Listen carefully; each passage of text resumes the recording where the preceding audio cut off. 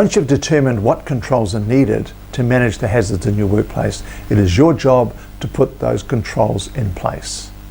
If the controls, for example, involve things like signs or barriers, a change of process, or personal protective equipment, you must make sure that those things happen. Make sure that the controls stay in place while the hazard exists.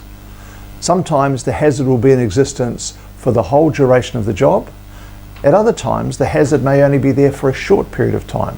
For example, if your hazard that you've identified is a wet floor, then the signs that you're using to control that hazard need to stay there as long as the floor is wet. But once it's dry and the hazard is gone, the signs can go as well. You may also have to give verbal warnings to people about some of the controls you've got in place. You might do this at the start of a job. You might do it if partway through the job somebody comes into your work site and you need to warn them about the hazards that are there and the controls you've got in place. It's also necessary for you to cooperate with others who may be working in the work site doing other jobs that cross over with the activity that you're doing.